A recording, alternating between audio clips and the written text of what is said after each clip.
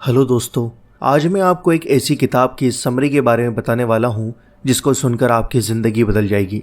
दोस्तों, इस किताब का नाम है बॉर्न फॉर दिस। दोस्तों, यह वीडियो आपको क्यों देखनी चाहिए, पहले इस बारे में जान लेते हैं। आज हर कोई चाहता है कि वो अपनी मर्जी से और अपनी पसंद का काम करे, लेकिन ऐसा करने के लिए लोग पुराने तरीके आजमाते रहते हैं।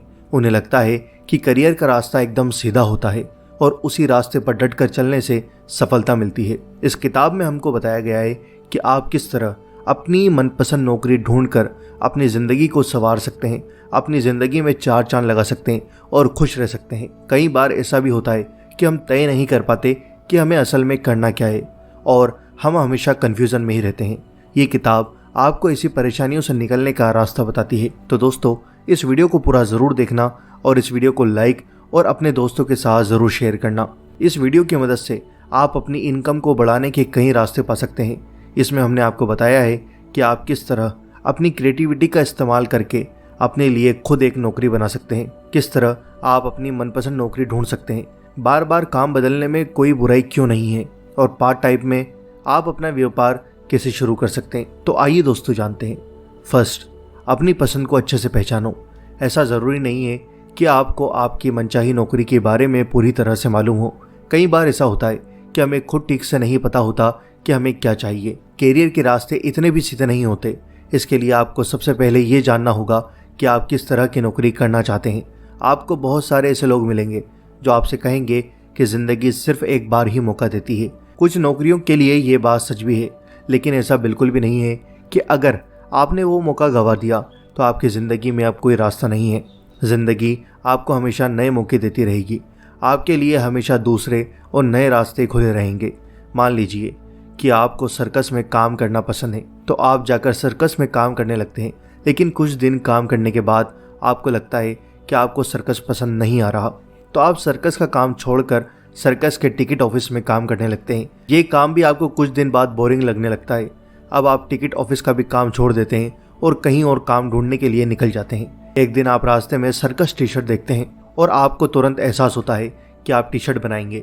फिर आप सर्कस टी शर्ट बनाने लगते हैं और ये काम करते वक्त आपको लगता है कि आपको ये अच्छा लगता है। इस तरह से आपने अपनी मनपसंद की नौकरी ढूंढ निकाली और आपको इसके अंदर मजा आने लगा। तो दोस्तों, ज़रूरी नहीं है कि आप एक प्लान के हिसाब से एक नौकरी के पीछे भागें और अगर आपको वो नौकरी न अच्छी लगे तो भी आप उसी नौकरी से चिपके रहें। आप अपना काम खुद चुनिए और अगर वो आपको अच्छा न लगे तो आप छोड़ दीजिए। सेकंड, आप ऐसी नौकरी ढूंढिए जिससे आपकी सारी ज़रूरतें पूरी हों। नौकरी ढूंढते वक्त आप इस बात का ख्याल रखें कि आपकी नौकरी से आपकी सभी ज़रूरतें पूरी हों। आप कोई नौकरी सिर्फ इसलिए मत करिए क्योंकि वो आपको अच्छी लगती है। आइए देखें कि एक नौकरी ढूंढते वक्त आपको किन किन बातों का ख्याल रखना है। सबसे पहले तो आपको ये देखना होगा कि क्या आपकी नौकरी आपको मज़ेदार लगती है। अगर आपको आपकी नौकरी अच्छी नहीं लगती तो आप अपने काम में मन नहीं लगा पाएंगे और न ही आप नई चीज़ों को सीख पाएंगे। नौकरी के मज़ेदार होने से आपको अपने काम से काफ़ी कुछ सीखने को मिलेगा और साथ ही आप अपने करियर को आगे तक ले जा सकते हैं। इसके बाद आपको देखना है कि आप जो काम कर रहे हैं उससे अच्छे पैसे आ रहे हैं या फिर सिर्फ ऐसे ही काम चल रहा है। अगर आपका काम आपको अच्छा लगता है पर आपको उससे पैसे नहीं आते तो आप नौकरी पर तो अपनी ज़िंदगी खुशी से बिताएंगे, लेकिन जब आप काम पर नहीं रहेंगे तब आप न तो खुद को खुश रख पाएंगे और न ही अपने परिवार वालों को। और आखिरी चीज़ जो आपको अपनी नौकरी में ढूंढनी है वो है लय। आप जो भी काम करें उसमें एक लय होना चाहिए। काम करते वक्त आप अपने काम में पूरी तरह से डूबकर उसे कुछ इस तरह से कीजिए कि आपको समय का पता ही न चले। इसके अलावा आप दूसरी ज़रूरतों पर भी ध्यान दे सकते हैं। आप अपने हिसाब से अपनी नौकरी ढूंढिए। जैसे आप नौकरी ढूंढते वक्त अपने आप से ये सवाल करते हैं कि क्या आप 9 से 5 तक की नौकरी करेंगे, कि क्या आप घर पर काम करेंगे या फिर ऑफिस में, क्या आप अकेले काम करेंगे या एक टीम के साथ, क्या आप आज़ादी से काम करेंगे या आपको किसी मैनेजर की ज़रूरत है। इसी तरह आप अपने आप से और भी सवाल करके अपनी नौकरी की तलाश कर सकते हैं। थर्ड पॉइंट, अपने रास्ते में किसी भी चीज़ को आने मत दीजिए और हर हालत के लिए तैयार रहिए। आप हर हालत के लिए प्लान बनाकर रखिए। अपने डर को अपने काम के रास्ते में मत आने दीजिए। इस सबक में हम देखेंगे कि आप अपने रास्ते की रुकावटों को कैसे दूर कर सकते हैं। अगर आपको डर लग रहा है कि आप हार जाएंगे या आपका काम ठीक से नहीं हो पाएगा तो आप अपने सभी डर को एक जगह पर लिखिए। आप लिखिए कि अगर आप अपना काम करने लग जाएंगे तो आपको कौन कौन सी बातों से डर लग सकता है। ऐसा करने पर आपको तुरंत ही लगेगा कि आप ऐसे ही डर रहे थे। आपके ज़्यादातर डर बेमतलब के थे। जैसे कि मान लीजिए आपको अपने सीनियर्स के सामने अपना प्रोजेक्ट प्रेजेंटेशन देना है। शुरुआत में आपको लगता है कि आप उनके सामने सही से नहीं बोल पाएंगे या आप डर के मारे कुछ चीज़ें भूल जाएंगे। तो इन सभी की एक लिस्ट बनाइए और उनसे लड़ने का एक तरीका ढूंढ लीजिए। जैसे अगर आपको लगता है कि आप नहीं बोल पाएंगे तो आप अपने आत्मविश्वास को बढ़ाइए, और अगर आपको लगता है कि आप कुछ भूल जाएंगे तो आप एक फाइल में सारी चीज़ों को लिख कर जाइए और भूलने पर फाइल देख लीजिए। अब आइए हम दूसरे पहलू पर नज़र डालें। क्या हो अगर आपका सोचा हुआ नहीं हुआ, अगर बात बिगड़ गई या बीच में कोई बिन बुलाई परेशानी आ गई तो आप क्या करेंगे? ऐसे में आपके पास एक बैकअप प्लान होना चाहिए। आप जब भी कोई प्लान बनाइए तो साथ में एक दूसरा प्लान ये सोच कर बनाइए कि अगर पहला प्लान कामयाब नहीं हुआ तो हम क्या करेंगे। इसके अलावा आप अपने आप को हर हालत में संभालने के लिए 3 काम कर सकते हैं। पहला, आप जहां भी रहें अच्छे दोस्त बनाएं जो मुश्किल वक्त में आपका साथ दें। सेकंड, आप कम से कम इनकम के 2 सोर्स तो रखिए। अगर आपकी नौकरी चली भी जाती है तो भी आप अपनी दूसरी इनकम पर रह सकते हैं। तीसरा, आप जितना भी कमाइए उससे कम खर्च कीजिए और हमेशा कुछ पैसे बचा कर रखिए। दोस्तों, फोर्थ मेन पॉइंट, आप अपनी खूबियों के साथ साथ अपनी खामियों पर भी ध्यान दें। दोस्तों, अक्सर होता है कि लोग अपनी खूबियों पर खास ध्यान देते हैं और अपनी खामियों को नज़रअंदाज करते रहते हैं, अपनी गलतियों को नज़रअंदाज करते रहते हैं। एक समय ऐसा आता है जब उनकी गलतियाँ, उनकी खामियाँ इस हद तक बढ़ जाती हैं कि उन्हें नज़रअंदाज करना मुश्किल हो जाता है। इसलिए आप अपनी खामियों पर भी ध्यान दीजिए। एक बार आप अपनी खूबियों को अच्छे से जान जाएंगे तो आपको ये पता लग जाएगा कि आप किस तरह का काम करना चाहते हैं। अपनी खूबियों को आप आसानी से पहचान सकते हैं। आप बस ये देखिए कि किस तरह का काम पढ़ने पर लोग आपको याद करते हैं, या फिर आप ये देखिए कि लोग आपसे किस तरह की मदद लेने आते हैं या आप किस तरह से लोगों की मदद करते हैं। एक बार आपने अपनी खूबियों को पहचान लिया तो आप ये देखिए कि उन खूबियों का इस्तेमाल कर आप लोगों की कौन सी ज़रूरतें पूरी कर सकते हैं। आपकी खूबियों और लोगों की ज़रूरतों में एक कनेक्शन होना चाहिए। इस तरह आप अपने क्लाइंट बना सकते हैं। इसके बाद आप 100 प्रोजेक्ट्स पर काम करने के लिए भी तैयार हो जाएंगे। इस प्रोजेक्ट में आप अपने कॉन्टेक्ट में से 100 लोगों को फ़ोन लगाते हैं और उन्हें अपने हिसाब से फ्री में सर्विस देते हैं। मान लीजिए कि आप अच्छी रिलेशनशिप एडवाइस देते हैं तो आप 100 लोगों से बातें करके उनसे उनकी प्रॉब्लम सुनिए और फ्री में उन्हें एडवाइस दीजिए। इससे आपकी प्रैक्टिस भी होगी और साथ ही आपको ये भी पता लगेगा कि आप कितनी अच्छी एडवाइस लोगों को दे सकते हैं, उससे उनका कितना फ़ायदा हो सकता है। लेकिन इन सभी खूबियों के अलावा आपके पास अच्छा लिखने और बोलने की खूबी ज़रूर से होनी चाहिए। आपकी बातों से ही लोग आपके बारे में जानेंगे और अगर आपकी बातें अच्छी होंगी तो लोग आपको ज़रूर सुनेंगे। 5th पॉइंट, अपने बिजनेस को आप रोज़ कुछ समय दीजिए। अगर आप अपना कोई बिजनेस शुरू करना चाहते हैं तो आप उसे पार्ट टाइम में शुरू कर सकते हैं। ये ज़रूरी नहीं कि एक बिज़नेस शुरू करने के लिए आपको अपनी नौकरी छोड़नी पड़े। आप शुरुआत छोटे बिजनेस से भी कर सकते हैं। ज़रूरी नहीं कि आप बड़े बड़े बिजनेस आइडियाज़ के बारे में सोचें और उन्हें पूरा करने के पीछे भागें। एक बार आपने अपने बिजनेस के बारे में सोच लिया तो अब आप अपने आप से ये सवाल कीजिए कि आप किस तरह का प्रोडक्ट या सर्विस लोगों को देंगे, आपके कस्टमर कौन होंगे और आप उनकी समस्याएं कैसे सुलझाएंगे, आपका बजट क्या होगा और आप मार्केटिंग किस तरह से करेंगे।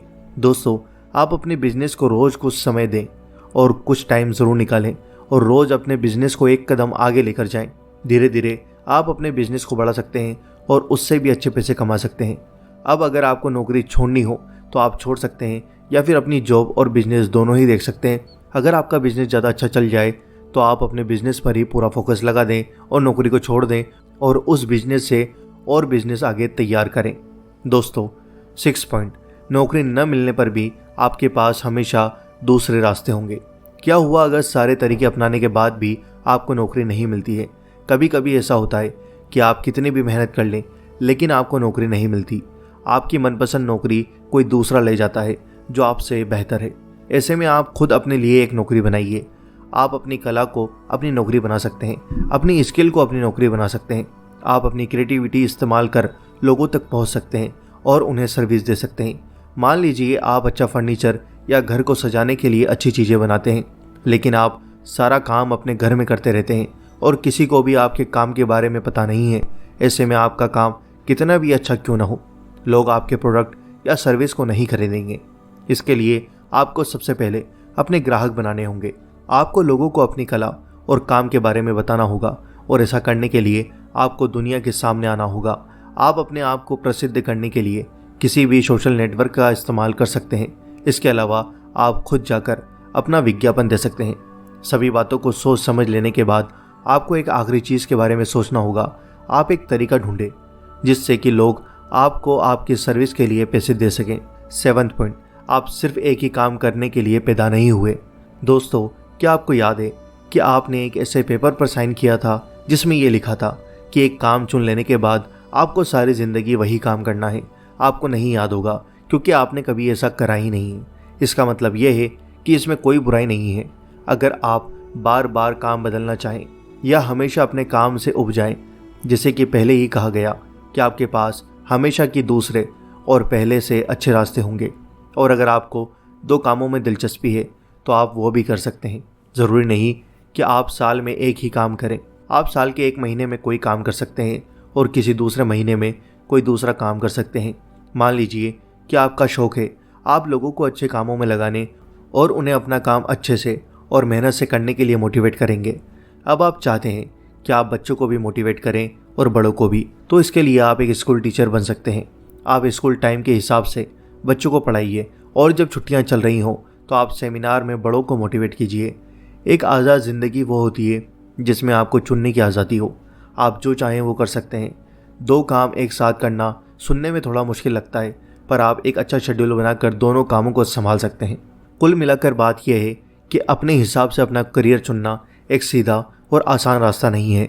ज़रूरी नहीं कि आपको पता हो कि आपको कौन सा काम करना अच्छा लगेगा और आपके किस काम से अच्छे पैसे आएंगे। दोस्तों, हो सकता है कि बदलते मौसम के साथ और बदलते टाइम के साथ आपकी काम के साथ दिलचस्पी भी बदल जाए और हमेशा आपको कुछ नया करने का मन करे। इसमें कोई बुराई नहीं है। आप वो काम कीजिए जो आपको अच्छा लगे। साल में कुछ अलग करने का फैसला कीजिए।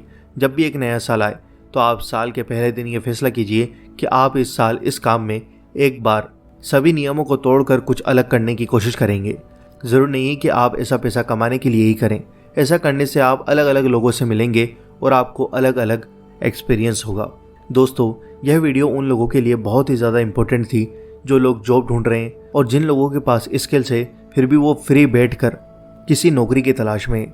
तो दोस्तों, ऐसा मत करो। अपने लिए खुद एक नौकरी तैयार करो और अपनी स्किल्स को और बेटर करो, क्योंकि आजकल इंटरनेट पर हर चीज़ बिक रही है।